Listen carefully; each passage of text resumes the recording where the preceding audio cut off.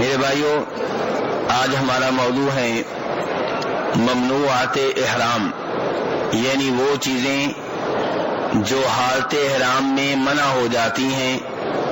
چونکہ آپ نے عمرہ کی نیت کر لی ہے، حج کی نیت کر لی ہے، عمرے میں داخل ہو چکے ہیں، حج میں داخل ہو چکے ہیں، تو کئی ایسی چیزیں جو پہلے حلال ہوتی ہیں عمرے اور حج کی وجہ سے حرام ہو جاتی ہیں، انہیں ممنوعات احرام کہا جاتا ہے، اور یہ آج ہمارا موضوع ہے۔ آپ نماز شروع کرتے ہیں تو سب سے پہلے کہتے ہیں اللہ اکبر۔ اس تکبیر کو اردو والے بھائی کیا کہتے ہیں؟ تکبیر، ایک اور نام بھی ہے تکبیر تحریمہ۔ اسے تکبیر تحریمہ کیوں کہتے ہیں؟ کیونکہ اس تکبیر کی وجہ سے کئی ایسی چیزیں حرام ہو جاتی ہیں جو پہلے حلال تھی۔ جب آپ نے نماز میں پہلی بار اللہ اکبر کہا تو اللہ اکبر کہنے کے بعد کیا نماز میں آپ گفتگو کر سکتے ہیں، کھانا کھا سکتے ہیں، پانی پی سکتے ہیں؟ تو کئی ایسی چیزیں حرام ہو گئیں جو پہلے حلال تھی۔ تو ایسے ہی میرے بھائی، جب آپ میقات پہ پہنچ کے دل میں یہ نیت کرتے ہیں کہ میں عمرے میں داخل ہو رہا ہوں، حج میں داخل ہو رہا ہوں، اور اس کے بعد تلبیہ پڑھتے ہیں لبیک اللہم عمرتن، اے اللہ میں عمرے کے لیے حاضر ہوں، لبیک اللہم حجن، یا اے اللہ میں حج کے لیے حاضر ہوں، تو یہاں پہ آپ کے اوپر کئی ایسی چیزیں حرام ہو گئیں جو پہلے حلال تھی۔ یہ چیزیں کون کون سی ہیں؟ کس دلیل کی بنیاد پہ یہ حرام ہو گئیں؟ اور اگر کوئی ان کی خلاف ورزی کر بیٹھے تو اس کے اوپر کیا جرمانہ ہوگا، اس کی کیا سزا ہے؟ یہ میرے بھائیوں ہمارا موضوع ہے۔ تو ممنوعات احرام مجموعی طور پہ 9 ہیں۔ مجھے امید ہے کہ آپ میرے ساتھ ہوں گے۔ ممنوعات احرام کتنی ہیں میرے بھائیوں؟ 9 ہیں۔ پہلے نمبر پہ آپ کے بال، ان بالوں میں سے کوئی بھی بال آپ نہیں لے سکتے، نہیں اتار سکتے، نہیں کاٹ سکتے، نہیں موڑ سکتے۔ کوئی بھی جسم کا بال کسی بھی طریقے سے لینا، اکھاڑنا، کاٹنا، مونڈنا، تراشنا، یہ ممنوع ہے۔ اللہ تبارک و تعالی ارشاد فرماتے ہیں سورہ بقرہ میں وَلَا تَحْلِقُوا رُؤُوسَكُمْ حَتَّى يَبْلُغَ الْهَدْيُ مَحِلَّهُ، کہ جب آپ لوگوں نے حج کی نیت کر لی ہے، حج میں داخل ہو چکے ہیں، عمرے میں داخل ہو چکے ہیں، اب سر کے بال نہیں موڑ سکتے۔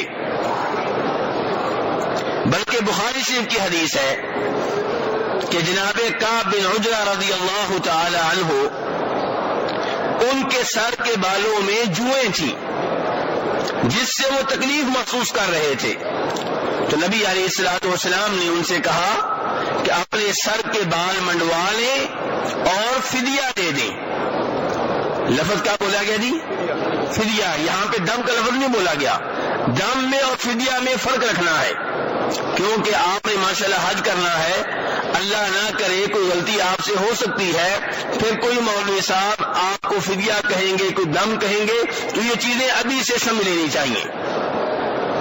تو یہاں پہ نبی علیہ الصلوۃ والسلام نے کعب بن عجرہ پہ فدیہ ڈالا ہے، اور فدیہ میں میرے بھائیوں 3 چیزوں میں چوائس ہوتی ہے، اختیار ہوتا ہے، جو مرضی آپ کر لیں۔ آپ امیر ہیں تب بھی، غریب ہیں تب بھی۔ وہ 3 چیزیں کیا ہیں؟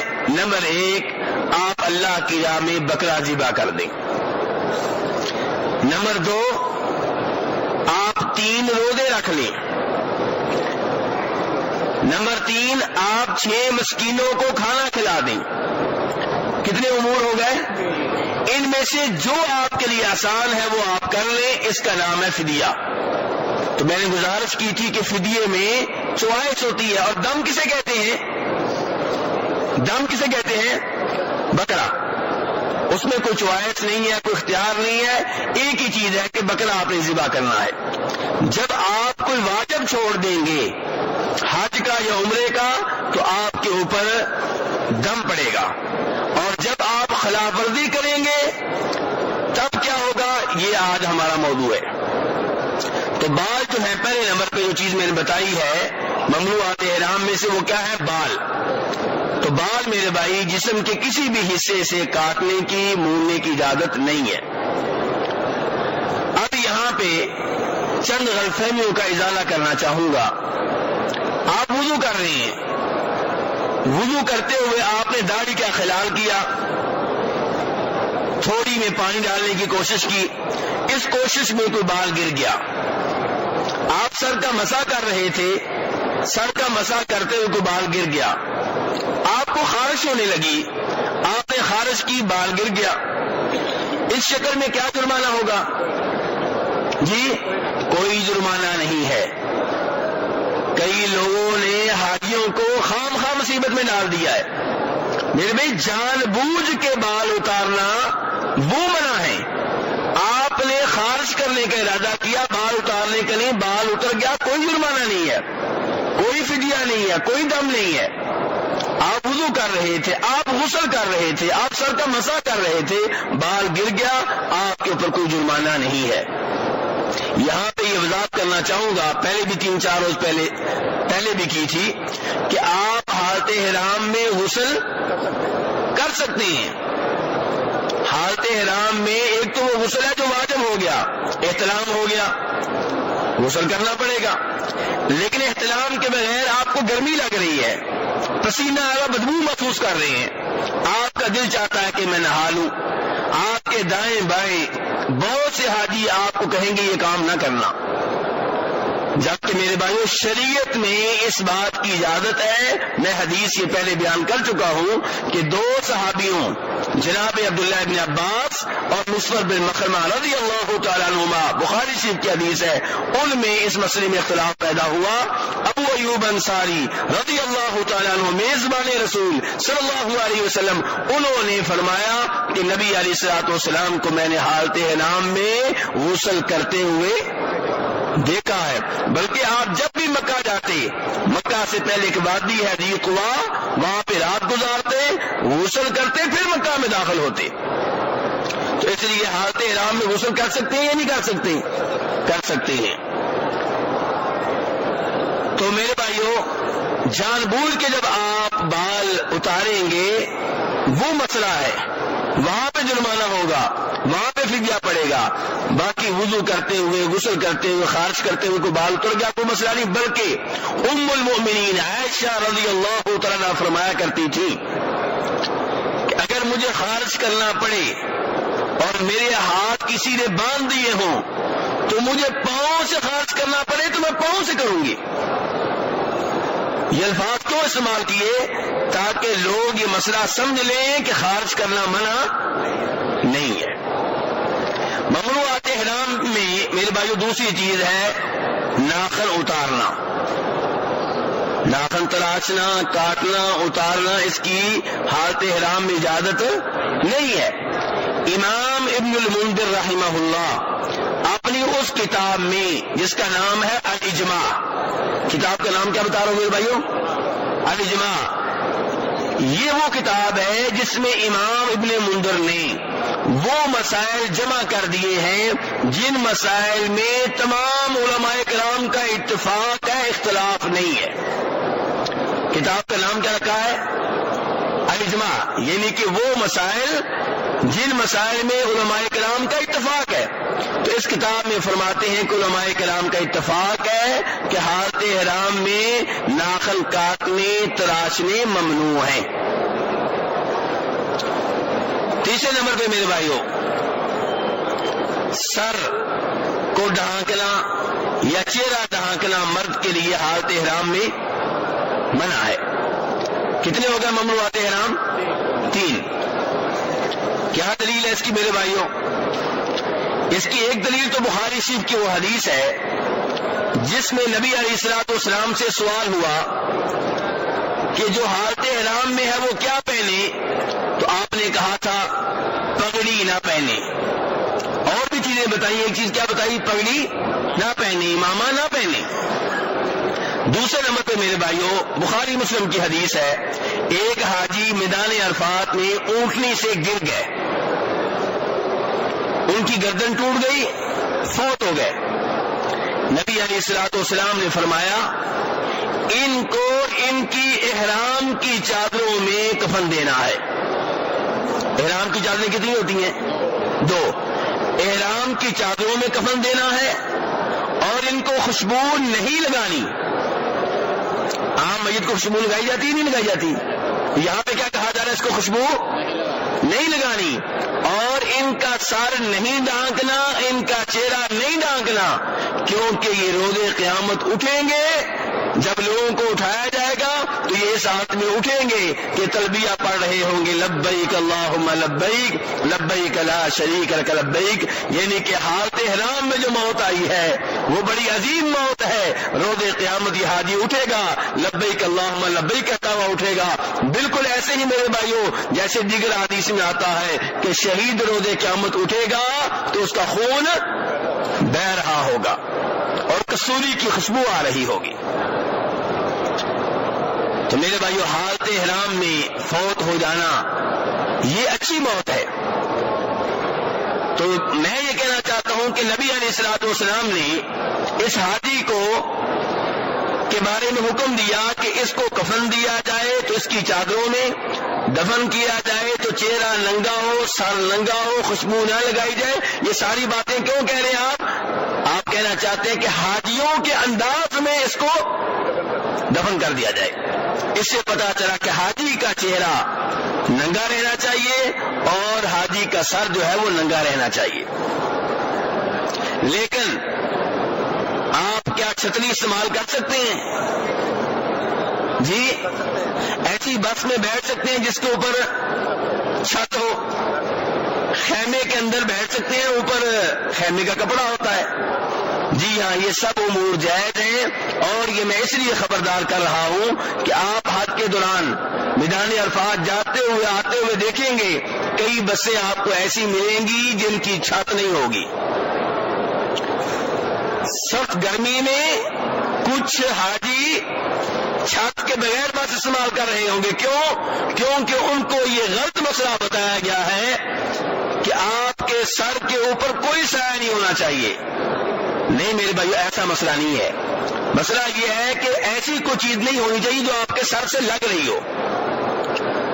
بس میں آپ بیٹھ سکتے ہیں. نبی علیہ الصلوۃ والسلام کے لیے خود عرفات کے میدان میں عرفات میں داخل ہونے سے پہلے خیمہ گاڑا گیا تھا، خیمہ نصب کیا گیا تھا. اس میں آپ بیٹھے رہے اور جب آپ کنکریاں مار رہے تھے تو ایک صحابی نے آپ کے اوپر چادر کا سایہ کیا ہوا تھا، لیکن سر کے ساتھ یعنی کہ ٹوپی نہیں پہنیں گے، رومال نہیں پہنیں گے، کوئی شمع غترہ نہیں پہنیں گے، ایسی چیزیں آپ استعمال نہیں کریں گے، امامہ استعمال نہیں کریں گے. اب آتے ہیں ہماری ماؤں بہنوں کی طرف. ان کے سر اور ان کے چہرے کا کیا حکم ہے؟ بخاری شریف کی حدیث ہے، فرماتے ہیں نبی علیہ الصلوۃ والسلام لا تنتقب المحرم ولا تلبس القفازین، کہ جو عورت حالت احرام میں ہے وہ دستانے نہیں پہنے گی اور نقاب نہیں پہنے گی. نقاب میرے بھائیو نہیں پہنے گی. اب ہم نے سمجھا ہے نقاب کیا چیز ہے. نقاب میرے بھائیو اس سے مراد وہ کپڑا ہے جو چہرے کے سائز کے مطابق عورت کے پردے کے لیے تیار کیا گیا ہو. چہرے کے سائز کے مطابق عورت کے پردے کے لیے تیار کیا گیا اسے نقاب کہتے ہیں. وہ عورت استعمال نہیں کرے گی. لیکن کیا کسی کھلی چادر سے پردہ کر سکتی ہے؟ جی ہاں کر سکتی ہے. جب غیر مرد سامنے آئیں گے تو کھلی چادر سے پردہ کرے گی. اب آپ دیکھیں گے کئی ہماری ماؤں بہنوں نے سر کے اوپر ایسی ٹوپی لے رکھی ہوگی جو کپڑے کو چہرے کے ساتھ لگنے سے محفوظ رکھے گی. یہ تکلف ہے، شریعت نے اس کا آرڈر نہیں دیا. امام سعید بن منصور اپنی سنن میں روایت کرتے ہیں ام المؤمنین جناب عائشہ رضی اللہ تعالی عنہا سے، فرماتی ہیں تسدل المرأۃ جلبابها من فوق رأسها على وجهها، کہ عورت اپنے چہرے کے اوپر سر کے اوپر سے چادر لٹکا لے گی، یعنی کہ اس کی اس کو اجازت ہے. اب یہ چادر چہرے کے ساتھ لگے گی، وہ کہہ رہی ہیں جناب اچھا لڑکائے، کوئی مسئلہ نہیں ہے. امام مالک رحمہ اللہ موطا میں روایت کرتے ہیں فاطمہ بنت منذر سے، وہ کہتی ہیں کہ ہم حالت احرام میں تھی اور مشہور و معروف صحابی جناب اسماء بنت ابی بکر رضی اللہ تعالیٰ عنہما کے ساتھ تھی. جب غیر مرد ہمارے سامنے آتے تھے تو ہم اپنے چہروں کو ڈھانک لیا کرتی تھی. تو اس لیے میرے بھائی عورت جو ہے اس حالت میں پردہ کرے گی جب غیر مرد سامنے آئیں گے، چاہے وہ کپڑا اس کے چہرے کے ساتھ لگتا رہے، لیکن وہ مخصوص کپڑا جو چہرے کے سائز کے مطابق تیار کیا گیا ہوتا ہے وہ نہیں پہنے گی. آپ نے دیکھا ہوگا کہ جب ہماری مائیں بہنیں برقع خریدتی ہیں تو ایک تو کندھوں تک ہوتا ہے کیا عبایا گاؤن، اور ایک اوپر کے کپڑے ہوتے ہیں، ان میں سے کپڑا ہوتا ہے چہرے کے سائز کے مطابق، یہ نہیں پہنیں گی. اور یہ عبایا تو پہن سکتی ہے، اس میں کوئی مسئلہ ہی نہیں ہے، غیر مرد سامنے ہو تب بھی نہ سامنے ہو تب بھی. مسئلہ صرف یہ اس مخصوص کپڑے کا ہے جو چہرے کے سائز کے مطابق ہوتا ہے، وہ حالت احرام میں نہیں پہنیں گی. ممنوعات احرام کتنے ہو گئے میرے بھائیوں؟ 3 ہوئے ہیں. یہ تیسرے میں پہلے مردوں کا بیان تھا، پھر عورتوں کا بیان ہوا ہے، تو ممنوعات احرام کتنے ہو گئے؟ 3.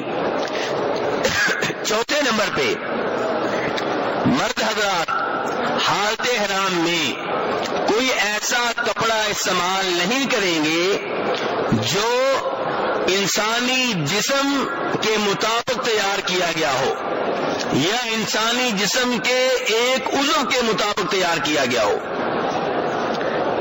قمیض پہن سکتے ہیں؟ نہیں پہنیں گے، چاہے جبہ ہو جو عربی پہنتے ہیں، چاہے آپ کی قمیض ہو. شلوار پہن سکتے ہیں کیونکہ 2 ٹانگوں کے سائز کے مطابق ہے. بنیان پہن سکتے ہیں کیونکہ پیٹ کے سائز کے مطابق ہے.